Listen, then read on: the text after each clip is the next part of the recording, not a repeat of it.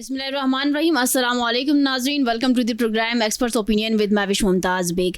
पंजाब में आदी मुजरमों और समाज मुखालिफ रवैयों से मुतल्लिक़ मुतनाज़ा बिल आवाम की हिफाजत है या आज़ादियों का कत्ल है, इसके ऊपर नाज़रीन आज हमने बात करनी है। और आज बात ऐसे बिल पर करेंगे जिसने पूरे पंजाब में हलचल मचा दी है, जिसे माहिरीन ने पाकिस्तान में हालिया बरसों में मुजव्वज़ा सबसे ख़तरनाक कानून करार दिया है, Punjab control of habitual offenders and anti social behaviour bill 2026। ये बिल जिसे मुस्लिम लीग नून के रुकन खालिद महमूद साहब ने पेश किया था, और ये एक ऐसा कानून है नाज़रीन जो इंतज़ामिया को वो ताकत दे रहा है जो अदालतों को भी हासिल नहीं है। इस वक्त ये एज्यूम किया जा रहा है। अब क्या वाकई इस बिल के पीछे के मकासद क्या हैं, यही हैं जिसके हवाले से बात की जा रही है और एक हलचल मची हुई है ऑल ओवर। तो इसके ऊपर बात करेंगे। बगैर किसी अदालती फैसले के शहरियों के बैंक अकाउंट्स मुंजमद करना, जायदादें जब्त करना, मोबाइल फ़ोन और लैपटॉप जब्त करना, सोशल मीडिया अकाउंट्स ख़त्म करना और इलेक्ट्रॉनिक मॉनिटरिंग डिवाइसेस लगाना, ये बिल कहता है कि इंटेलिजेंस कमेटी की सिफारिश पर किसी भी शख्स को हैबिचुअल ऑफेंडर्स या एंटी सोशल करार दिया जा सकता है। यानी अदालती फैसले के आने से भी कबल जो है ये तमाम तर कार्रवाइयाँ हो सकती है। बिल में टोटल जो है वो 23 पॉइंट्स कहने या जुमरे बताए गए हैं जो कि गैर समाजी रवैये के बयान को वाज़िया कर देते हैं, जिनमें मंशियात की स्मगलिंग, अवामी मकामात पर हरासा करना, सोशल मीडिया पर गलत मालूमात फैलाना, डिसइंफॉर्मेशन जिसको कहा जाता है, और यहाँ तक कि जानवरों के साथ जुल्म भी शामिल है। अब अपोजिशन लीडर मोइन रियाज कुरैशी साहब ने इस बिल को आज़ादी इजहार की आखिरी मीख करार दिया है। Human rights commission of Pakistan ने तशवीश का इजहार करते हुए कहा है कि ये बिल नौआबादियाती कवानीन की याद दिलाता है। अब ये इसके ऊपर जो हलचल मची हुई है ओवरऑल, इसके ऊपर तो बात करेंगे नाज़रीन साथ ही, लेकिन अभी इस वक्त स्पीकर पंजाब असम्बली ने इस बिल को वापस भेज दिया है और वज़ीर आला मरियम नवाज़ ने इस पर नज़रसानी का हुक्म दे दिया है। लेकिन सवाल अब भी यह है कि क्या ये बिल आवाम की हिफाजत करेगा या शहरियों की जो बुनियादी आज़ादियों का कत्ल ही इसको समझा जाएगा? क्या ये नौआबादियाती दौर की वापसी समझा जाएगा इसको, या फिर इस बिल का कोई जवाज़ भी मौजूद है? इस बिल को कैसे डिफेंड किया जा सकता है? और इस बिल के ऊपर इतना शोर शराबा और इसके ऊपर जो है वो डिफरेंट पॉइंट ऑफ व्यू सामने आ रहे हैं, तो इस बिल में असल में है क्या और क्यों इसको इतना कंट्रोवर्शियल बिल या मुतनाज़ बिल करार दिया जा रहा है? इसके ऊपर नाज़रीन पैनल की राय लेंगे और आप लोगों के सामने इसके ऊपर बात करेंगे। पैनल हमारे साथ मौजूद है सज्जाद अज़हर साहब, सैयद ओन शराजी साहब, अशरफ शरीफ साहब, चौधरी खादिम अली मांडरा साहब हमारे साथ मौजूद हैं। अस्सलाम वालेकुम all of you and welcome to the program. I start with Sajjad Azhar sahab. Sajjad साहब, बहुत शुक्रिया वक्त देने के लिए। फरमाइएगा, ये कंट्रोल ऑफ हैबिचुअल ऑफेंडर्स, ये इस बिल को मुझे बताएं, आपने पढ़ा है, इस बिल को कंट्रोवर्शियल बिल करार दिया जा रहा है। हालांकि अभी इसके ऊपर नज़रसानी का कहा गया है, बट अगस्त में जो है वो मुकम्मल इसके ऊपर काम शुरू हो जाएगा। बताइएगा इसके पीछे के मकासद। जी महविश, बहुत शुक्रिया। देखें, एक तासुर बन गया हमारे यहाँ, तनकीद बहुत आसान होती है और बगैर सोचे समझे देखे परखे बगैर कहा जाता है जी ये हो गया है, इंसानी हकूक़ की तंजीमें शोर मचा देती हैं, बाकी लोग मचा देते हैं। लेकिन हमें ये देखना पड़ेगा कि दुनिया में क्या ऐसे कवानीन मौजूद हैं दीगर मुल्कों में भी, तो हाँ, इसका जवाब है। मैं आपको एक मिसाल देता हूँ। मैं जर्नलिज्म करता था न्यूयॉर्क में। एक बच्चा एक दिन स्कूल से जाते हुए सिर्फ एक ब्लॉक दूर उसका स्कूल था और वो वापस नहीं आया बच्चा। अगले दिन पुलिस ने ना सिर्फ उस बच्चे की डेड बॉडी बरामद कर ली बल्कि मुलजिम भी गिरफ्तार हो गया। प्रेस कॉन्फ्रेंस की न्यूयॉर्क पुलिस ने। मैंने डिटेक्टिव से सवाल किया कि इतनी जल्दी आपको इतने बड़े शहर में कैसे पता चल जाता है, आप क्या टूल्स इस्तेमाल करते हैं? तो उन्होंने कहा कि हमारे पास हर तरह के जराइम का डाटा होता है और जो आदी मुजरिम होते हैं उनके साथ डिवाइसेस लगी होती हैं, क्योंकि उनके अंदर इन बिल्ट ऐसा होता है कि वो एक बार छोड़ के वो दोबारा जराइम करते हैं, तीसरी बार करते हैं, इसलिए हमारे वो खुसूसी रडार में होते हैं। कहते हैं कि पिछले दिनों इस इलाके में एन उसी जगह जिस जगह ये बच्चा गायब हुआ था, उसी जो अपार्टमेंट बिल्डिंग थी उसमें एक ऐसा मुजरिम जो है वो रिहाइश अख्तियार किए हुए था जिसने बच्चों के खिलाफ पहले भी ऐसे जराइम किए थे, वो मामूली थे। तो जब ये बच्चा उसी अपार्टमेंट से के पास से गायब हुआ तो हमने सबसे पहले उसकी मॉनिटरिंग शुरू की और फिर हम नतीजे पे पहुंच गए। देखें, कानून नाफिज करने वालों के इदारों के अपने चैलेंजेस हैं। एक नई टेक्नोलॉजी, मॉडर्न टेक्नोलॉजीज आ गई हैं इंफॉर्मेशन टेक्नोलॉजीज है, दूसरी टेक्नोलॉजीज हैं जिनके जरिए अब जो आदि मुजरिम है, देखें मैं आपको मिसाल देता हूँ, यहाँ एक मेट्रो चल रही है इन्हीं जुड़वा शहरों में, लाहौर में भी है, कराची में भी है, बड़े शहरों में है। आप मेट्रो में बैठते हैं तो बैठते सार ये एक जो है ऐलान होता है कि जनाब जेब कुतरों से होशियार रहें। मैंने एक दिन एक मेट्रो वाले स्टाफ से पूछा कि भाई ये जो आप हर ऐलान करते वक्त बंदे का एक पाव खून खुश कर देते हैं, तो ये आखिर जेब कुतरे हैं कौन से, ये गिरफ्तार क्यों नहीं होते? तो वो मुझे बड़ा हंसा, उसने कहा सर हम इनको 8 दफा पकड़ चुके हैं, अब तो हम उनके चेहरे भी पहचानते हैं, वो जब गुजर रहे हैं हम उन्हें पकड़ते हैं, पुलिस को हवाले करते हैं, पुलिस उन्हें जेल भेजती है, अगले दिन वो जमानत करा के बाहर आ जाते हैं। तो भाई आयदी जराइम के मुजरिमों के हवाले से कानून नाफिज करने वाले इदारों को जो चैलेंजेस हैं, ये बिल उनकी अक्कासी करता है, उनकी जरूरियात। हाँ, ये पार्लियामेंट पंजाब असेंबली के अंदर पेश हुआ, अब असेंबली में इस पे बहस होनी है कि कौन कौन सी चीजें शिक्कें ठीक हैं जराइम को कंट्रोल करेंगी, और कौन सी ऐसी शिक्कें हैं जो मुजरिमों के बजाय आम आदमी जिनका निशाना बन सकता है। तो असेंबली का काम ही ये होता है कि एक जो है वो रिक्वायरमेंट्स भेजी हैं, कानून नाफिज करने वाले इदारों ने कमेटियों के अंदर उसको प्रोसेस किया गया है, अब वो असेंबली फ्लोर पे है, अब उस पर बहस की जाए, जो चीज़ें ज़रूरी हैं, ज़रूरत है जराइम को कंट्रोल। देखिए क्राइम एक बड़ा जो है, आबादी बढ़ रही है, हमारे शहर बढ़ रहे हैं,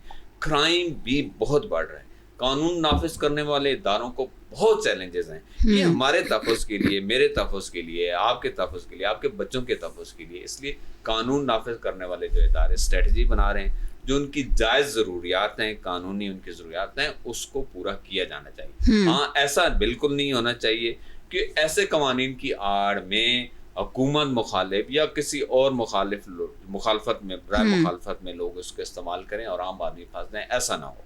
आप इस बिल को सही समझते हैं? मैं समझता हूँ अवामी मफाद में है। मैं समझता हूँ कि ज्यादातर अवामी मफाद के अंदर है। कुछ चीजें ऐसी हैं फिर शोर शराबा क्यों हो रहा है? आपको पता है शोर शराबा हमारा एक प्रोफेशन बन गया है। नहीं, इतना शोर शराबा, बाकी कितने और बिल्स आए हैं उसके ऊपर कुछ ऐसा नहीं हुआ है। हमारा चलन बन गया है, हम लोग सुर्खियों में रहना चाहते हैं, हम लोग डिबेट में रहना चाहते हैं, बात वो डिबेटेबल नहीं भी होती तब भी हम उसके अंदर जाके जो है ना अपनी प्रेजेंस शो करना चाहते हैं, अपनी इंपॉर्टेंस दिखाना चाहते हैं। खुदारा जो मजमूई जो हमारी बेहतरी है, इज्तिमाए आमा का जिसमें मुफाद है, उस पे एक हो जाना चाहिए और उस पे शोर शराबा नहीं करना चाहिए। ठीक है, मैं शराजी साहब की जानिब बढ़ूंगी। शराजी साहब, thank you so much for being with us. फरमाइएगा कि इस बिल का क्या जवाब है, और सेकेंडली ये नौआबादियाती दौर की वापसी इसको कहा जा रहा है, क्यों? मैं देखिए, इस बिल का कोई जवाब नहीं बनता, ये सिविल मार्शल लॉ लगाने की कोशिश है, और ये सिविल भी नहीं, ब्यूरोक्रेटिक मार्शल लॉ। मैं आपको बताता हूँ ना किस तरह ब्यूरोक्रेटिक मार्शल लॉ है जो पंजाब में लगाया जा रहा है।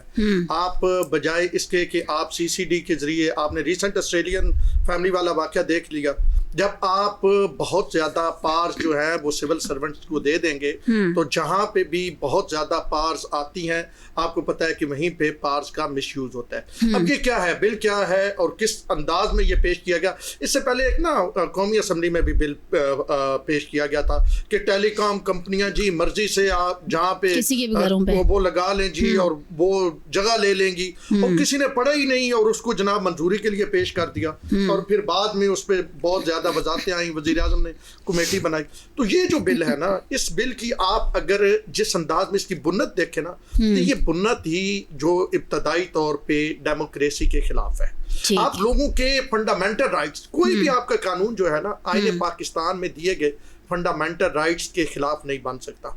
अब सजाद अजहर जैसा जरी साहब इसकी मतलब हक में बोले तो मैं तो बड़ा हैरान हूँ कि आपके फंडामेंटल राइट्स वो सारे जो है वो उसको काबू कर रहे हैं। और कौन कर रहे हैं जी? ये कोई अदालत है, कोई जुडिशल निजाम है, कोई जुडिशल सिस्टम है? नहीं जी, ये चंद लोग बैठेंगे जिसको नाम दिया गया है डिस्ट्रिक्ट इंटेलिजेंस कमेटी। ये बैठ के फैसला करेगी जी सजाद अजहर का लैपटॉप ले ले, ओन शिराजी का अकाउंट बंद कर दें जी, उसके बाद जी मांडला साहब की जायदाद जब्त कर दे। ये क्या तरीकेकार? अच्छा, आप डिस्ट्रिक्ट कमेटी जो है उसके पास इतने इख्तियारात होंगे कि वो आपका नाम नो फ्लाई लिस्ट में डाल सकती है। अब ये मेरे ख्याल में, अब ये जब बिल वापस हुआ है ना, अब इस बिल को ना जैसे FIR होने के बाद FIR को सील नहीं कर दिया जाता, अब मैंने कोशिश की है इस बिल तक पहुंचने की, इस बिल को आप ये समझे सील कर दिया गया, किसी को ये दिखाया नहीं जा रहा। तो इस बिल पे जो है जब वापस गया है तो फिर सीएम को भी पता चला कि ये किस तरह की वारदात डाली जा रही थी। ये वारदातें डाली जाती हैं, और जिस तरह का ये बिल है, ये गुंडा एक्ट आया था, नौ आबादियाती निज़ाम, फिर उसके बाद क्रिमिनल ट्राइब्स एक्ट 1871 था। ये इस तरह की जो चीजें थी, ये तब की बात थी जब आपने लोगों को दबाना था। अब लोगों के फंडामेंटल राइट्स है, आपका आइन फंडामेंटल राइट्स की बात करता है, आपका दीन फंडामेंटल राइट्स की बात करता है। आप खुद जो मौजूदा हुकूमत है पंजाब की, और मरकज में भी वही बैठे हैं, ये क्या एहतजाज नहीं करते रहे? क्या ये वोट को इज्जत दो और फलां ने कहा मुझे क्रश कर देंगे और मैं जनाब नाम बताऊंगा और गुजरावाला की तकरीरें और वो सारा कुछ, और फिर जब आप आते हैं इक़्तिदार में और फिर आप इस तरह के कवानीन लेके आते हैं। तो कोई पॉजिटिव साइड नहीं है इसका? कुछ कोई पॉइंट एक आज इसका नजर आ रहा हो आपको? देखिए, आपकी जुडिशरी मौजूद है, ये कैसे हो सकता है कि आप एक शख्स को अदालत में पेश किए बगैर आप एक पैरेलल निजाम बना रहे हैं अदालत की? ये कैसे हो सकता है कि अदालत में पेश किए बगैर जनाब वो 4 बंदे बैठ के फैसला कर दें कि जी इसकी पूरा कैरियर ही तबाह कर दें शख्स का, उसके साथ किसी को कोई मसला हो सकता है मतलब आप सज्जाद साहब से एग्री नहीं करेंगे? सज्जाद साहब तो अमेरिका की मिसालें दे रहे हैं ना, अमेरिका की दे रहे हैं ना, यहाँ पे तो हो सकता है किसी अफसर को मेरे से खा रहो, ठीक है, अब तो वो अफसर जनाब बाकी 2 अफसरों से रिक्वेस्ट कर ले और जनाब मेरा कैरियर जो है, मैं अपनी मिसाल इसलिए दे रहा हूँ कि और मेरा जो कैरियर है वो तबाह हो जाए। तो मेरे ख्याल में पाकिस्तान में कवानीन बहुत ज्यादा है, इस तरह ना करें, जुडिशरी को अंडरमाइन ना करें। अगर आपने ये इस तरह के सिलसिले शुरू कर दिए तो फिर ये ना रुकने वाला एक सिलसिला शुरू हो जाएगा। और फिर अपील, अच्छा अपील की बात सुने, अपील भी अदालतों में नहीं जाएगी, अपील भी इन्हीं लोगों के पास जाएगी। 30 दिन के अंदर अपील करनी है। वो जो बगैर अदालत में पेश किए आपको सजा दे रहे हैं, पहले तो ये होता था ना, अदालत का बैलफ जाता था और अदालत का बैलफ जाके कार्रवाई करता था, ये गैर कानूनी तौर पे आपने रखा है। अब हर गैर कानूनी काम को ये बिल जो है ये कानूनी हैसियत दे रहा है रियासत के उस शहरी के खिलाफ जिस शहरी का एक उमरानी मुआहदा है रियासत के साथ कि आपने मुझे प्रोटेक्शन देनी है, उसके बदले में कुछ मैंने आपके लिए करना है। तो रियासत का शहरी वो आपके लिए कर रहा है, और आप रियासत के शहरी के साथ क्या कर रहे हैं कि इस तरह के कवानीन ला रहे हैं जो मेरे ख्याल में रियासत के शहरी की आज़ादी सल्ब करने से भी आगे की बात। Sajjad sahab, would you like to respond or not? देखें, ओन शराय साहब हमारे भाई हैं, मोहतरम हैं, वो तो अपनी जगह ना। ये इस कानून का नाम क्या है? आदी जराइम। एक दफा आप जुर्म करते हैं, दूसरी दफा वही करते हैं, तीसरी दफा वही करते हैं, तो चौथी बार फिर आपको डिवाइसेस लग सकते हैं। चौथी बार जब आप करेंगे तो आपको ट्रैकर लगेंगे, आपके सोशल मीडिया अकाउंट्स, हर चीज जो है वो आपके बैंक अकाउंट्स, ताकि मकसद ये है कि एक मामूली जराइम में बजायर जेब काटने का एंटी सोशल बिहेवियर सजा है 6 महीने। नहीं, एंटी सोशल बिहेवियर भी इसमें शामिल है ना जी। एंटी सोशल बिहेवियर्स की भी डेफिनेशन जानवरों पे जुल्म तक भी शामिल कर, लेकिन वो क्या है, वो पहले दफा नहीं है कि एक बंदा एंटी सोशल बिहेवियर में जाएगा जेल, तो पहली दफा ऐसा नहीं होगा। दूसरी दफा, तीसरी दफा जब वो ऐसे जराइम बार-बार कर रहा है, अब भी आप जेलों का डाटा निकाल के देख लें कि जो बंदा एक दफा जेल में जाता है वो दूसरी दफा भी आता है, तीसरी दफा भी आता है, चौथी दफा भी आता है। अच्छा सज्जाद साहब, एक मासूमाना सवाल मुझे बताएं, इस बिल से कबल इन जराइम की रोकथाम के लिए ऐसा कोई कानून नहीं था आपके मुल्क में? कानून है। देखें, कानून ये है कि देखें, एक बंदा है, उसने एक औरत को छेड़ा, वो जेल चला गया, ठीक है, नहीं उसने सेक्सुअल हैरेसमेंट पे कानून मौजूद है, वो चला गया, वो वापस आके फिर ये करता है, फिर वो जेल जाता है, फिर जमानत कर देता है, कल वो कोई रेप कर देता है।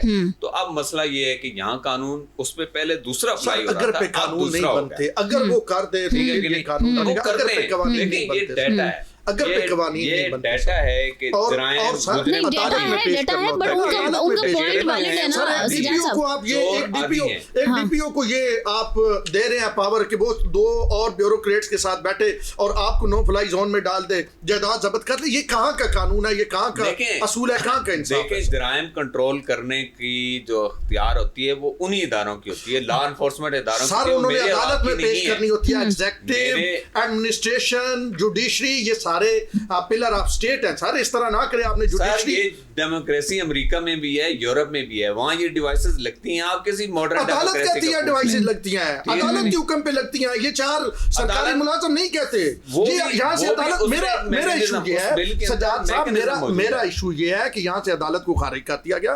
डिस्ट्रिक्ट इंटेलिजेंस कमेटी जो है उसको इतना पावरफुल कर दिया गया है कि बिल्कुल जो वो फैसला करेगी और चैलेंज भी उसकी अपील भी उनके पास। ये बिल अभी कमेटियों ने आगे किया है, उसी अतार के मुंडे से दबा लेते हैं, जो सजा देगा उसी के पास अभी जाएगा ना पंजाब असेंबली, इसमें बहस करेगी सर। आ चुका पंजाब असेंबली, फिर वापस गई है। ये मलिक अहमद खान साहब को सलाम है, सलूट है। सज्जाद साहब ये बताएं कि आप क्या समझते हैं इसमें, अगर दोबारा बहस मुबाहिसा होगा और इसमें दोबारा कोई तरमीम किया जाएगा, किसी एक्ट किसी रूल को जो है अगर वापस से बटाने की कोशिश की जाए तो क्या चेंजेस होंगे इसमें? पॉइंट्स तो यही है। मेरे भाई जो पॉइंट ऑफ व्यू बता रहे हैं वो भी ठीक कह रहे हैं कि यहाँ पे मुखालफत, जाती मुखालफत की बुनियाद पे कवानीन का मिस यूज होता है। अब देखें ना, ये मैंने इसीलिए आपसे पूछा था, मैंने आपसे पूछा था, आपने कहा कोई नेगेटिव इसका वो नहीं है। देखें उसमें सैकड़ों अरकान हैं, वो इस बहस में इसी तरह की बहस मामलात उठाएंगे और इस आइन को जब हतमी मरहला जाएगा उसके बाद ही वोटिंग होगी ना, ठीक है नहीं।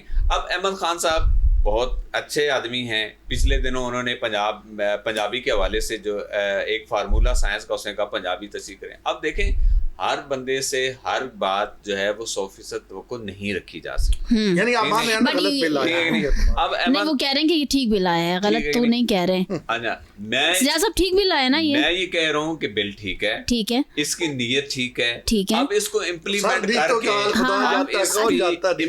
करके इसके अंदर क्या चेंजेस लानी है वो जरूरी है। यानी कि एक्सपेरिमेंट किया जाए, एक्सपेरिमेंट करके देखा जाए। एक्सपेरिमेंट नहीं, जब बिल आ गया तो फिर तो वो कानून बन गया जाएगा ना, फिर तो वो कानून हो जाएगा। एक्सपेरिमेंट की गुंजाइश नहीं होगी, जो है वो पहले बहस की जाएगी। बहस में देखें लोग हैं, तजर्बेकार लोग हैं, पंजाब असेंबली के अंदर अपोजिशन मौजूद है, उसकी बड़ी स्ट्रॉन्ग। चलो ठीक है, इस गुफ्तगू को आगे बढ़ाते हैं। अशरफ शरीफ साहब की जानिब बढ़ते हैं। अशरफ साहब फरमाइएगा, यहाँ पर सजाद अजहर साहब की गुफ्तगू आपने सुनी, ऑन शराजी साहब का भी पॉइंट ऑफ व्यू उसके ऊपर है। आप किस पॉइंट ऑफ व्यू को इंडोज करते हैं, क्या समझते हैं कि आया कि ये बिल ठीक है, is it a need of time, होना चाहिए ऐसा, या फिर ये बिल गलत आया है? ये बिल गलत आया, इस लिहाज से गलत आया है कि पाकिस्तान के समाज को वाज़ेह तौर पे 2 तबकात में तकसीम किया गया। एक है महरूम तबका और एक है मराअत याफ्ता तबका। पिछले कुछ अरसे से हम जितना ट्रैक देख रहे हैं कानून साजी का, वो सारी महरूम तबकात को जकड़ने के लिए है। बच्चे जो हैं मोटरसाइकिल पे निकलते हैं, ये जरूरत थी बिल्कुल कि उनको रेगुलेट किया जाता, लेकिन हेलमेट नहीं है तो उन पे पर्चा क्यों हो गया? अगर कोई बच्चा छोटी उम्र का है उस पे पर्चा हो गया। हमने देखा यहाँ पे धक्के खाते वालिदैन को थानों के अंदर। और ये जो कानून आ रहा है, जो मुजवजा वो एक्ट है, उसके अंदर ये कहा गया है कि वो आदि मुजरिम शुमार होगा जिसपे 2 पर्चे हो जाए। यानी किसी भी तरह से 2 दफा अगर किसी पे FIR हो जाती है किसी भी नौयत की, तो वो आदि मुजरिम शुमार होगा, आदि कानून शिकन शुमार होगा। तो फिर उसके ऊपर वही इतलाक होगा कि उसका पासपोर्ट भी जब्त हो सकता है, उसका शनाख्ती कार्ड ब्लॉक हो सकता है, उसकी जायदाद पे कब्जा हो सकता है, उसे मोबाइल दिया जा सकता है, उससे और भी गेज किया जा सकता है। अच्छा, ये इस लिहाज से मैं समझता हूँ कि पाकिस्तान के जो महरूम तबकात हैं वो ऑलरेडी कानून साजी का सारा कुछ नाअहली का जो है भुगतान भुगत रहे। पार्लियामेंट के अंदर हमारे जो नुमाइंदे सो कार्ड बैठे हैं, मैं नहीं समझता कि उनकी ये सलाहियत है कि पाकिस्तान के मसाइल को सामने रखते हुए इसका हल तलाश कर सके। मुझे याद है जब परवेज मुशर्रफ का दौर था तो यूरोपीय यूनियन और मुख्तलिफ आलमी इदारों के डोनेशन से एक तरबियती प्रोग्राम शुरू किया गया था। SM जफर साहब उस प्रोग्राम को चला रहे थे और उसका मकसद ये था कि पार्लियामेंट के जो मेंबर्स हैं इनकी तरबियत की जाए, खासतौर पे सिक्योरिटी के जो इश्यूज हैं इस हवाले से, जो दहशतगर्दी जिसमें आती, वो इंटरनेशनली एक चल रहा था ना फिनोमेना दहशतगर्दी वाला, तो उस हवाले से तरबियत करना। और फिर अगर नेशनल लॉज आप बनाते हैं तो फिर उसमें वो किस तरह से लेके आते। अब ये जरूरत तो अपनी जगह पे है कि पाकिस्तान के अंदर कुछ जराइम जो हैं उनकी सिचुएशन अलार्मिंग है, लेकिन उसके लिए जैसे ऑन शराजी साहब ने कहा कि आप अपने अदालती निजाम को क्यों नहीं फाल करते। हमें ये कहा गया था, ये ये जो आईनी अदालत है, ये बनाते वक्त हमें कहा गया था कि जनाब अदालतों पे बड़ा बोझ है, और हमने उस वक्त भी कहा था कि ये अदालतों का बोझ आईनी अदालत ने कम नहीं करना, ये डिस्ट्रिक्ट कोर्ट्स ने काम करना है। ये मुकदमा निचली सतह पे हैं, ठीक, ऊपर नहीं है। तो उस वक्त भी किसी ने सुना। आज भी ये समझने से कासिर हैं कि अदालती निजाम में जो खराबियां हैं, इसे दूर किए बिना ये काम नहीं हो सकता। अगर ये जिस तरह के पैटर्न ये एक्ट में तजवीज किया गया है, क्या आप ये समझते हैं कि बैनुल-अक़वामी सतह पे इसे कबूल किया जाएगा? पाकिस्तान को बहुत से शोबों में बाहर से इमदाद मिलती है, इंसानी हुकूक के नाम पे इमदाद मिलती है। जी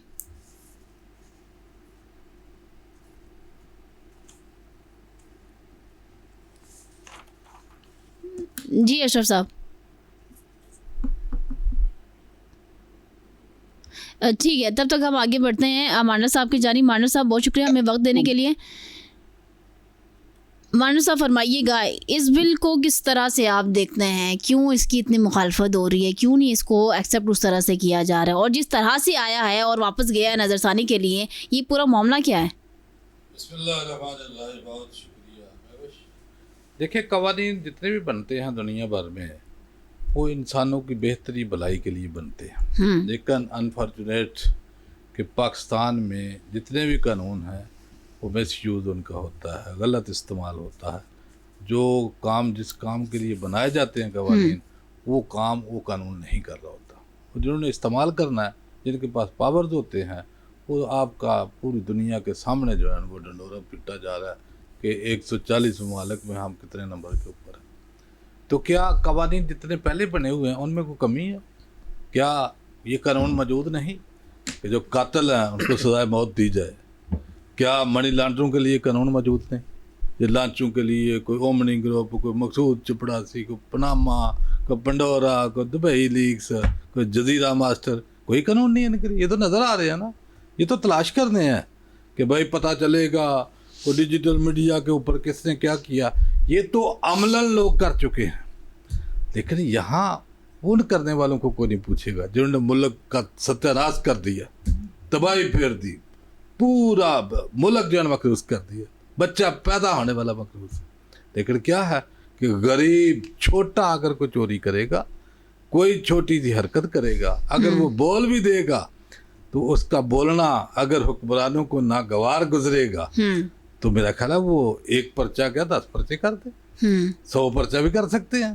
बस दहशतगर्द डिक्लेयर ही करना है ना उसको, वो उसके ऊपर कोई भी एलिगेशन लगा सकते हैं।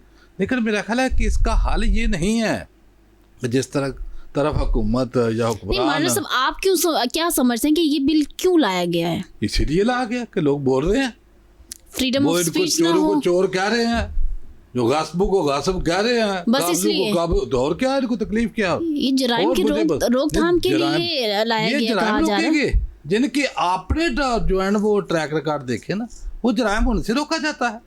मुझे बताएं कि आपने ये कानून ना भी हो तो जो इस्तेमाल करते हैं पावर, ये सीसीटी की जैसे मिसाल है, अभी तो मेरा सुन रहे हैं कि पता नहीं वो गुर्दे भी उनके बेच देते हैं पहले को मारने से पहले, और क्या क्या मुल्क में नहीं हो रहा।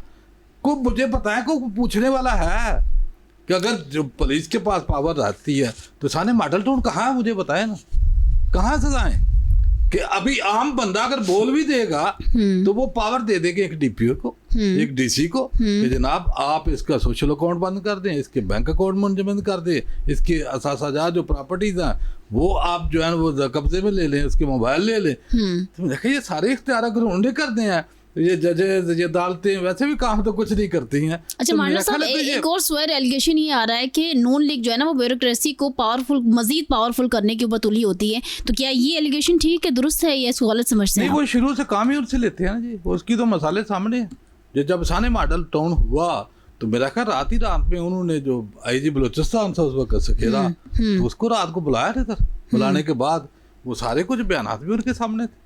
ये तो शुरू किया है, ये जाली पुलिस मुकाबले जो शुरू किए हैं, ये को आज कोई नई बात तो नहीं है ना कि काम लेने का तरीका कार होता है हुक्मरानों का। तो ये वाकई ब्यूरोक्रेट को मजबूत करने के लिए ये मेरा ख्याल है कि ये पछताते भी हैं, जब निकलते हैं तो फिर यही कवानीन उनके जो है वो गले का फंदे भी बन जाते हैं।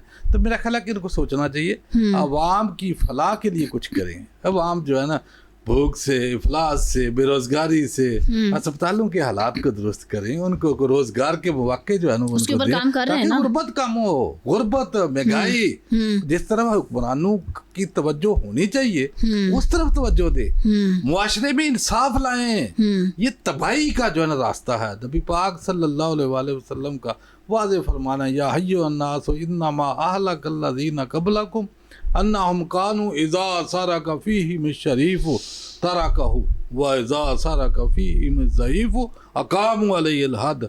आप सल्लल्लाहु अलैहि वसल्लम ने इरशाद फरमाया कि तुमसे पहली कौमें इसलिए तबाह हुई कि जब कोई बड़ा चोर चोरी करता था तो उसको छोड़ दिया जाता था, जब कोई गरीब छोटा चोर चोरी करता था तो उसके ऊपर हद जो है वो नाफज कर दी जाती थी।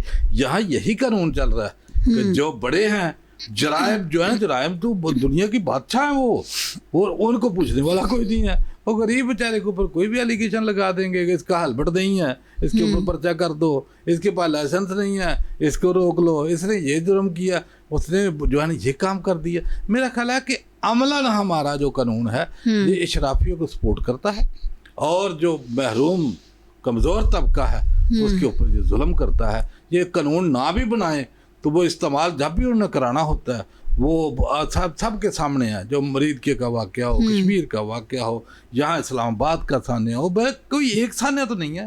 अगर को बड़ा कर दीजिए, भी चंद दिन पहले ही एक जज के बेटे ने मेरा बच्चों को कुचल दिया, तो क्या कहाँ था कानून आपका? वो 2012-15 की बात है कि वहाँ वो MP था, कानून सबके लिए बराबर नहीं है। उसने ट्रैफिक सर्जेंट को कुचल दिया। मानव साहब, कानून सबके लिए बराबर नहीं है, आप कह रहे हैं? बराबर है, कहाँ बराबर है? बराबर होता था ये चोर हुक्मरान होते? मुझे बताएं ना, ये मनी लॉन्डर हुक्मरान होते? ये बराबरी नजर आती है आपको? यहाँ कोई कानून नहीं है। अगर कोई बने हुए हैं, इनको टाइटल दे देते हैं चोर। नहीं, चोर तो हम तो नहीं कहते, वो इंटरनेशनल। अच्छा, मैं कहता हूँ पनामा लीग की जो लिस्ट है वो पाकिस्तान ने नहीं बनाई, को पाकिस्तान की एजेंसी ने बनाई है, कोई साहबियों ने जाके इकट्ठे किए जो आए थे। वो तो इंटरनेशनली रिकॉर्ड है सबके पास। जो इनके सासाजात बाहर हैं वो कोई पाकिस्तान में तो नहीं कि बंदा। अच्छा, इस बिल की मुखालफत तो पीपल्स पार्टी भी करती नजर आ रही है। देखिए, बात ये है कि वो मुखालफत करें या करें, जिनके पास हुकूमतें तो है नहीं, क्योंकि अवामी निज़ाम नहीं है, अवाम से इलेक्टेड नहीं है। तो जिन्होंने बिल पास करवाने, अगर करवाना तो हो जाना है, यहाँ तकरीरें कुछ भी कर दे, जब वोट देने का नंबर आता सारे इकट्ठे होते हैं। ठीक है, शिराज साहब ये फरमाइएगा, पाकिस्तान में हम देखते हैं कि असेंबली में हमारे बिल ऐसे आते हैं जैसे कि बारिश, जो मानसून में जो बारिशों का सिलसिला शुरू हो जाता है, जो नून लीग के ऊपर जो एलिगेशन लगाया जा रहा है कि ब्यूरोक्रेसी को पावरफुल करने के ऊपर जो नहीं है, ये इस तरह के बिल लाते हैं, इक़दाम करते हैं। Do you think is it correct और नॉट? पंजाब में अगर तरीक़े हुक्मरानी देखा जाए तो बिल्कुल ये दुरुस्त नज़र आ रहा है कि नून लीग की जो मौजूदा पंजाब हुकूमत है वो ब्यूरोक्रेसी को ज़्यादा ताकतवर कर रही है, और वो सारे काम ब्यूरोक्रेसी के थ्रू कर रही है। और मुझे बहुत सारे वहाँ पे MPAs ऐसे मिले हैं जिनका ताल्लुक हुक्मरान जमात से है, जिनकी ब्यूरोक्रेसी बिल्कुल नहीं सुन रही, और ब्यूरोक्रेसी अगर उनकी नहीं सुन रही तो फिर आम आवाम की ब्यूरोक्रेसी ने क्या सुननी है। आप ज़रा अब जाएँ मुख्तलिफ DCs के दफातर में, DPO के दफातर में, मुझे बताएं, फिर बताइएगा कि कितनी असेस है आम आवाम को वहाँ तक पहुँचने में। दूसरी बात यह है कि पंजाब में मेरा खुद ताल्लुक जो है वो पंजाब से है, सरगोदा कोट से। तो क्या 2 FIR किसी पे करवाना कोई मुश्किल काम है? आप किसी बंदे पे FIR करवाना पंजाब में चाहते हैं ना, तो कोई मुश्किल काम नहीं है। क्यों? आप करवा सकते हैं। वहाँ पे आपकी पुलिस जो है वो बड़ी, क्या कोई जो है वो बड़ी जानदार है। आप देखते हैं कि कितने फीसद झूठी FIR निकलती हैं, किस तरह आप FIR में नामालूम की तादाद 6 दे के और किसी को भी नामजद करवा सकते हैं, और फिर जब वो नामजद हो जाता है, जब FIR हो जाती है, और आप 2 FIRs करवा लें, और इस कानून के तहत ये जो एक्चुअल ऑफेंडर है, ये जो कंट्रोलर ऑफ एक्चुअल ऑफेंडर्स है, उसके तहत उसे एक्चुअल ऑफेंडर करार दे दें। तो ये तो बड़ा आसान मतलब शॉर्ट रास्ता निकला ना जी, कि आपका कोई मुखालफ है, उस पर कोई 2 थानों में FIR करवाएं, आपकी मर्जी का SHO लगा हुआ है, आपका कहीं मुंशी भी आपके जानने वाला है ना, तो उसके साथ भी कोई साजबाज करें, और जो है पुलिस, आपको पता है ये जैसे आपका एनालिसिस है या कोई पर्सनल एक्सपीरियंस भी है, आई विटनेस पे कोई स्टोरी भी है आपके? देखिए, एज ए जर्नलिस्ट हम बहुत सारी स्टोरीज देखते हैं, और बहुत सारी अदालतों में ऐसे पुलिस अफसरान को सरजनश होती भी देखते हैं कि जो उस चीज़ को जो है वो जो आगे से डिफेंड नहीं कर सकते। सिर्फ यही नहीं, बल्कि खुद आप देख लें, आमन मोइनुद्दीन एक DPO हैं, उनकी तो वीडियो वीडियोज हैं जिसमें वो पुलिस वालों को बाकायदा तौर पे कैमरे के सामने जो है वो कह रहे हैं तुमने झूठी FIR डाली है, उससे पैसे ले लिए हैं, तुमने कब्जे करवाए हैं। तो मुझे ये बताएं कि बहुत अच्छे ऑफिसर्स भी हैं पुलिस में, लेकिन पंजाब पुलिस जो है उसके करप्शन में क्या नंबर है इंडेक्स में, और फिर उसके बाद आप उसको ये पूरी ताकत दे रहे हैं कि कोई भी शरीफ आदमी, ठीक है जी, उसको भी आप उठा के आप एक्चुअल फंडर में डाल दें और वो सारी उम्र चीखता रहे भाईजान मुझे बचाओ मुझे बचाओ। यहाँ पे तो हालत ये है कि एक शख्स यहाँ इस्लामाबाद नादरा ऑफिस में आ गया, ये ब्लू एरिया में, वो आके कहता है जी मैं जिंदा हूँ और आपके सिस्टम ने मुझे मुर्दा करार दिया है, मैं जिंदा हूँ मुझे जिंदा करे। वो कहते हैं जी आप सिस्टम में आप मुर्दा है तो हम आपको कैसे जिंदा करार दे सकते हैं। तो यही सिलसिला है अदालतों में। अदालतों का अगर हम देखें तो अदालतों में भी जो रिलीफ मिलते हैं, जिस अंदाज में मिलते हैं, या जिस तरह गरीब आवाम जलील हो रही है। अब मुझे एक बात बता दें कि एक शख्स का अकाउंट मुंजमद कर दिया इन्होंने, गलत कर दिया, अब बताएं कि किस अदालत वो जाएगा। इनके पास जाता है ये अपील खारिज कर देते हैं, उसके बाद उसके पास कौन सा फोरम होगा। तो ये वो जुल्म है ना जो ब्यूरोक्रेसी को ताकतवर करके आईने पाकिस्तान के मुकाबले में खड़ा कर रहे हैं। ब्यूरोक्रेसी अवाम और जो हुक्मरान होते हैं उनके दरमियान आइन खड़ा होता है। ये कर रहे हैं कि आइन को दरमियान में से निकाल के अपनी ब्यूरोक्रेसी और अवाम को बिल्कुल सीधा कर। शराजी साहब आप जितना मर्जी लाउडली बात कर लें कि भाई ये बिल गलत है, जुल्म है और नहीं इम्प्लीमेंट होना चाहिए, तो मुझे बताएं इम्प्लीमेंट तो होके रहेगा ना। पीका के ऊपर कितना आप लोगों ने बोला, हमने कितना उसके ऊपर बात की, लेकिन कानून बन गया ना। नहीं अभी तो वापस चला गया है ना, तो बन जाएगा नहीं वापस चला गया है। और अभी इस पे आपको पता है सीएम की और जो है स्पीकर साहब उनकी मीटिंग भी हुई है। तो ये इस अंदाज में मेरे ख्याल में बहुत सारी चीज़ें ऐसी होती हैं जिनमें ब्यूरोक्रेसी आंख में धूल झोंकती है। तो अब मेरे ख्याल में पंजाब की सीएम साहिबा को भी पता चला होगा कि ये किस अंदाज में ये बिल क्या सामने प्रेजेंटेशन पेश की जाती है और क्या किया जाता है, किस अंदाज में ये बिल पेश किया जा रहा था। तो अगर उन्होंने मंजूर करवाना होता, उनके पास अददी अक्सरियत थी, और अगर मरियम नवाज कहे कि ये बिल मैंने मंजूर करवाना है, तो फिर जो पंजाब असम्बली है उसमें से कोई एमपीए ना नहीं करेगा। तो अगर ये बिल वापस गया है तो इससे आप ये वाज़े तौर पे समझे कि नून लीग की जो सूबाई हुकूमत है उसको भी ये समझ आ गई है कि ये बिल नहीं है, ये हमसे भंड लगा है और अब उस भंड को सही करने की कोशिश। लेकिन आजकल इनका वे ऑफ बिहेवियर बहुत चेंज हुआ हुआ नजर आ रहा है। शराजी साहब आपने देखा होगा मरियम औरंगजेब साहिबा वो किस ढिठाई के साथ और एरोगेंटली वो फरमा रही है कि जहाज लिया है। हाँ भाई, तो अगर ये कानून भी वो पास करवा देते हैं तो इसके ऊपर भी वो डिटाई के साथ जो है ना सामने आके बात कर सकते हैं ना। देखिए अगर उन्होंने कानून पास करवाना होता ना तो ये कानून पास हो गया होता। ये कानून वापस गया है, स्पीकर की मुलाकात हुई है जो है सीएम के साथ, तो ये कानून जो है ये बिल्कुल इस अंदाज में पास नहीं हो रहा। बल्कि ये कानून जैसे मैं पहले बता रहा था, जब मैंने अभी चेक किया है तो ये जो है वो एक्सेस नहीं दी जा रही है, मतलब सील हो गया है, ये किसी को दिखाया भी नहीं जा रहा कि इसका क्या सीन है। तो बाकी जहां तक मरियम औरंगजेब साहिबा की बात है, मरियम औरंगजेब एक बड़ी मैच्योर और आप ये कहें कि एक सीजन्ड किस्म की पॉलिटिशियन है, और वो जब बात करती हैं तो वो पूरी रेफरेंस टू द कंटेक्स्ट बात करती हैं। उनके किसी क्लिप को अगर सिर्फ वो क्लिप उठा के और उसको अपने मैनी दे के सामने लाया जाए तो मेरे ख्याल में ये भी ज्यादती है।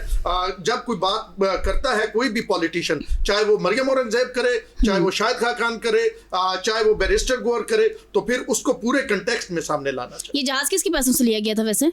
जहाज पर्सनली उनके अपने कोई जाती खर्चे से ली गई थी कि या टैक्स पेयर के पैसे? ये उसी टैक्स पेयर के पैसे से जहाज लिया गया था जिस टैक्स पेयर के पैसे से इमरान खान साहब का वो जहाज चलता था जो 55 रुपए लीटर हमें बताया जाता था कि ये 55 रुपए लीटर में होता है। तो हमेशा, और वही शफी जान जिसमें टिक टाके बना रहे होते हैं ना जिस हेलीकॉप्टर में उधर केपी में, वो भी उसी टैक्स पेयर के पैसे से लिया गया है। तो मेरे ख्याल में ये एक चीज जब अलाउ है कि हुक्मरान जो भी हो, जो कोई भी हुक्मरान हो वो जहाज इस्तेमाल कर सकता है, हेलीकॉप्टर इस्तेमाल कर सकता है। अब देख लेना खान साहब बनी के आला से उन्होंने जाना होता था ये वजीर आजम हाउस, ठीक है जी, 12 बजे वो जाते थे क्योंकि मैं 12 वाला अमूमी तौर पे लाइव करवाता था। तो वहां पे फिर ना पूरा वो रूट लग जाता था, तो वो हेलीकॉप्टर के जरिए जाते थे।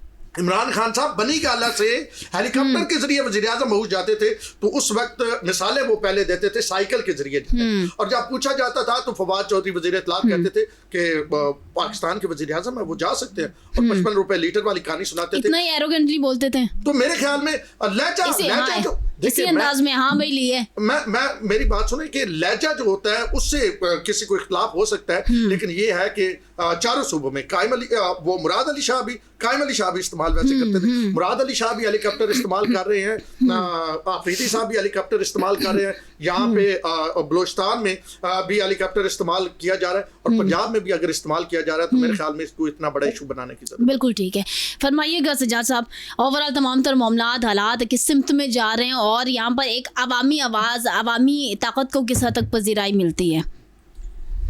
देखें, मैं इस हद तक तो अपने दोनों जो कुलीग्स हैं, ओन शराजी साहब और अशरफ शरीफ साहब, उनसे दो चीज़ों में इत्तेफाक करता हूँ। ओन शराजी साहब कहते हैं कि हमारे जो इदारे हैं, पुलिस है, वो अख्तियारात से तजावुज़ करती है, बिल्कुल करती है। अख्तियारात का नाजायज़ इस्तेमाल करती है, बिल्कुल करती है, मुझे इसमें कोई दो राय नहीं है। अशरफ शरीफ साहब ने कहा कि असम्बली के जो मेंबरान हैं वो अहलियत नहीं रखते। देखिए, ये भी बिल्कुल परफेक्ट बात है और प्रूवन है। बल्कि अभी मैं प्रोग्राम में आने से पहले कासिम गिलानी साहब का ट्वीट पढ़ रहा था बजट के हवाले से। वो कहा कि बजट पेश होता है पार्लियामेंट में, पार्लियामेंट का किरदार क्या है, पार्लियामेंट जो उसमें अमेंडमेंट तजवीज़ करती है, क्या वो आती हैं? नहीं आती। ब्यूरोक्रेसी बजट लाती है, हुकूमत चाहती है वो पास हो जाए, वो पास हो जाता है। वो कहता है जितनी तजावीज़ दी जाती हैं उनमें से कुछ भी नहीं होता। ये हमारा सबसे जो अहम डॉक्यूमेंट है जिसपे पूरा मुल्क चलता है, उसमें पार्लियामेंट का एक नुमाइंदा खुद ये बात कर रहा है। ये भी दुरुस्त बात है कि पंजाब असम्बली में जब होगा, और शराज साहब ये कह रहे हैं हुकूमत चाहती तो हो जाता, ठीक है नहीं। अब ये है कि ये तो पाकिस्तान के अंदर जो है वो जो ताकत है, ताकत का महवर है, वो एस्टेब्लिशमेंट है। लेकिन इस ताकत के महवर में के अंदर रहते हुए पार्लियामेंट, जो पॉलिटिशियंस हैं, जो लीडरशिप है, वो अपना कितना बड़ा जो है वो रूम बनाने में कामयाब हो सके। अगर नहीं हो सके तो ये इनकी अपनी नाइली और कमज़ोरी है। इनके पास दलील नहीं है, नॉलेज नहीं है, या उस तरह का आप ये समझें कि शऊर नहीं है, उस सतह के लोग नहीं हैं, ये हमारी इज्तिमाई दानिश के नुमाइंदा नहीं हैं। ये बात है जिसकी वजह से यहाँ पे हमारे जो मसाइल हैं, जो मसला होता है वो कभी हल नहीं होता।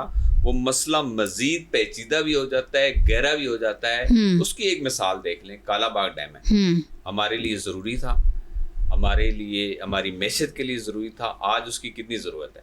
सही। अगर वो नहीं बना है तो ये जो खरबों रुपए का नुकसान हुआ है, हमारे एग्रीकल्चर को हो रहा है, पूरे मुल्क का हर शहरी बर्दाश्त कर रहा है, तो इसमें किसकी नाकामी है?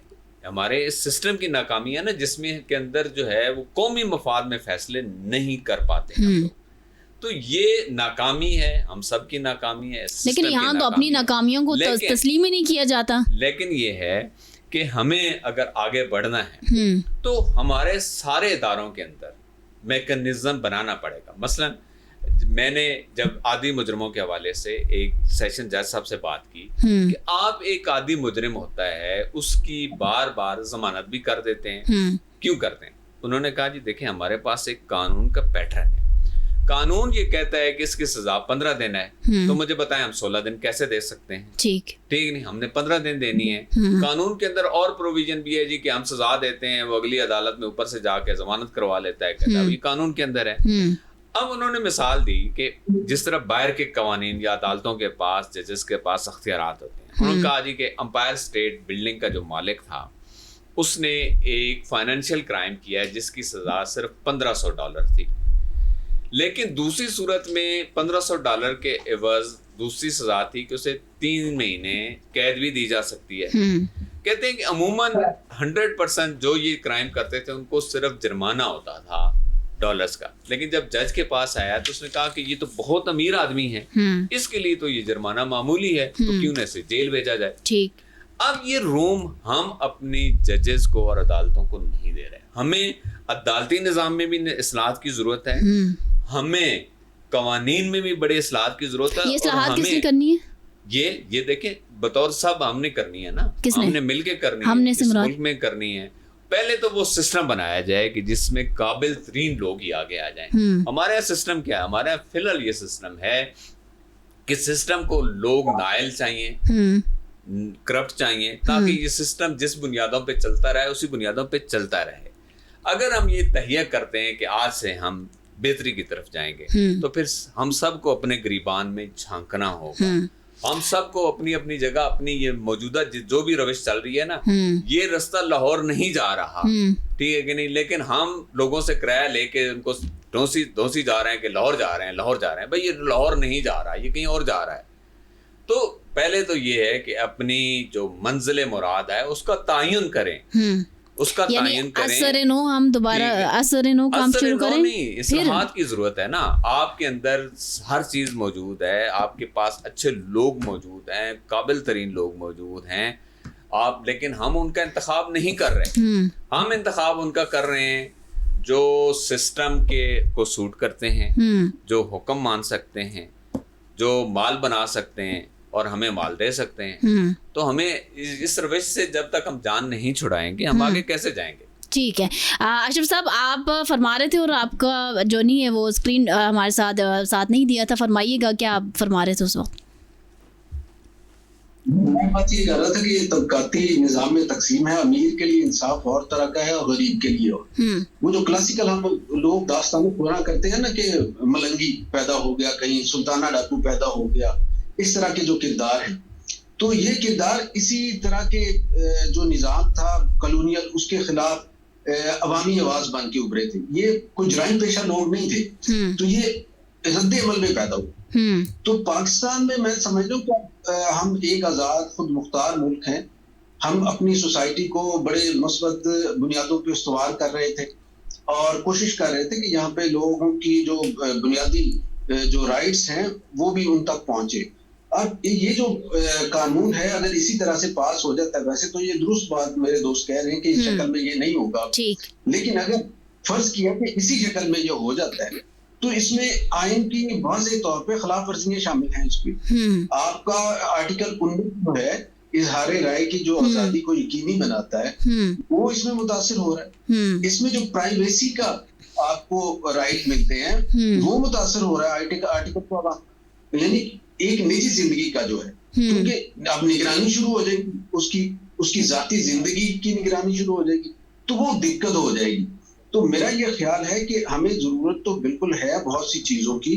एक तो हमें तरजीहात नए सिरे से रखनी होगी और फिर उन तरजीहात तक पहुंचने के लिए वो वाले जो दिमाग हैं, सजाद साहब ने दुरुस्त फरमाया, हम जो जर्नलिस्ट हैं ना, हमें कभी कोई मुश्किल सिचुएशन या मुश्किल कोई नुक्ता हमारे सामने आ जाए ना, जिसके हल करने का या समझने की हमारे पास इस्तेदाद ना हो, तो हम मुख्तलिफ सोर्सेज ढूंढते हैं कि किससे इस पे बात की जाए प्राइवेटली। हम किसी लीगल एक्सपर्ट से बात कर लेते हैं, किसी वाटर एक्सपर्ट से बात कर लेते हैं, किसी इंटरनेशनल रिलेशन के एक्सपर्ट से बात कर लेते हैं, इंटरनेशनल लॉ के किसी एक्सपर्ट से बात कर लेते हैं, तो हम उस चीज को समझने की कोशिश करते हैं और फिर वो चीज हमारे समझ में आ भी जाती है। लेकिन हम जिन लोगों से ये समझते हैं ना, आप जब देखते हैं कि हमारी नुमाइंदगी कौन कर रहा है या हमारे ऊपर गवर्नेंस किन लोगों के जरिए होती है, तो हमें उस सतह के वो लोग नजर नहीं आते। तो फिर ये सवाल पैदा होता है कि हमारे यहाँ वो कौन सी छिलनी लगी हुई है कि जो हर काबिल और अहल आदमी को नीचे रख देती और हर नाअहल को ऊपर लेके सिस्टम के अंदर फैसले करने का इख्तियार दे देती है, ताकतवर बना देती है, वो पाकिस्तान का फेस बना देती है उन नाअहलों को।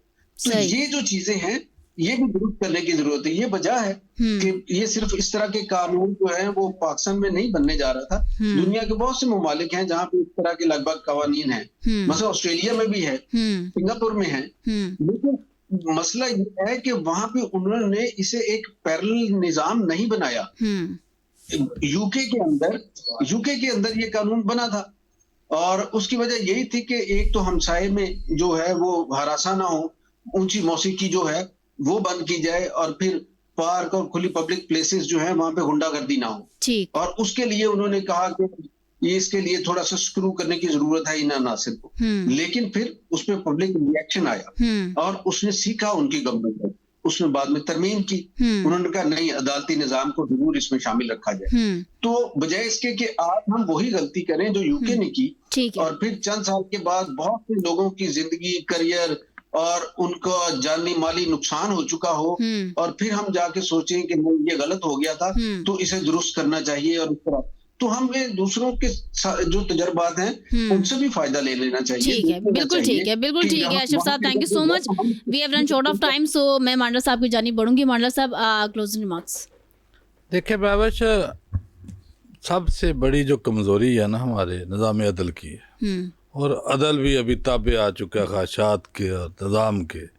तो जब तक इसको आज़ाद नहीं करेंगे, जहाँ अदल होगा ना वहाँ फिर तमाम अदारे अपनी हदूदों को यूद में रहेंगे।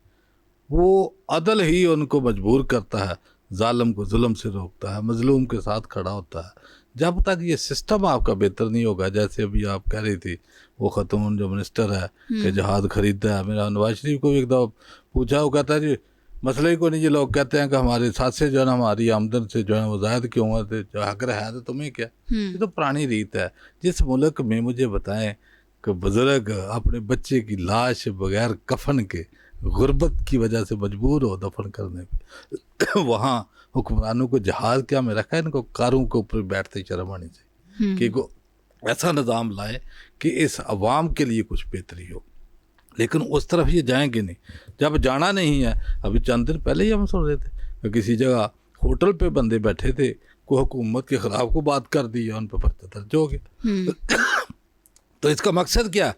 इसका मकसद ये है कि हुकूमत चाहती है कि हम जो कुछ भी कर रहे हैं हमारे मतलब लोग बोले ना, ऐसे कवानीन लेके आ जाए कि लोगों की ज़बानें बंद हो जाए। लेकिन ज़बान तब बंद होगी जब उनके पेट में कुछ होगा। अगर भूख, इफलास और जुल्म बर्बरियत जारी रहा तो उनकी ज़बानें बंद नहीं होंगी, और ज़बान बंद कर भी नहीं आप लोग सकते, ये कवानीन नहीं कर सकते, क्योंकि ये तमाम लोगों के साथ पेड़ लगा हुआ है। ये करोड़ आवाम है, 45% आवाम जो ख़त गुर्बत से नीचे ज़िंदगी गुजार रहे हैं। तो इन कवानीन से रुकेंगे नहीं, लिहाजा आप गलत डायरेक्शन पे जा रही है हुकूमतें।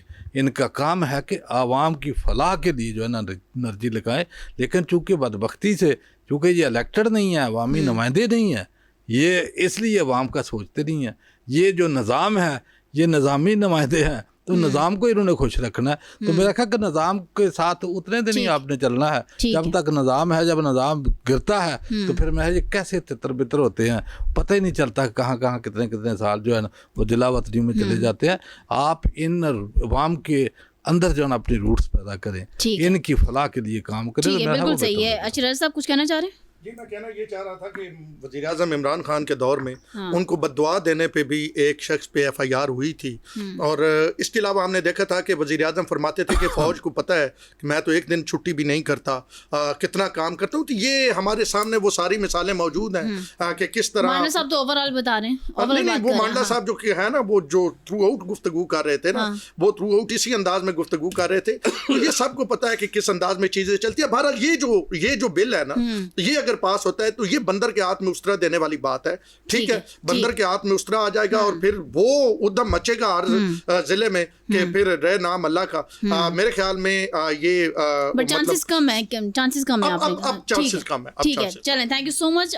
नाज़रीन, हमारे साथ सजाद अजहर साहब, सैयद ओन शराजी साहब, अशरफ शरीफ साहब और चौधरी खादिम अली मांडला साहब मौजूद थे, जिन्होंने अपना तज्जिया इस बिल के ऊपर पेश किया। So that's it for tonight. इंशाल्लाह will see you in the next programme. तब तक के लिए अल्लाह हाफिज़।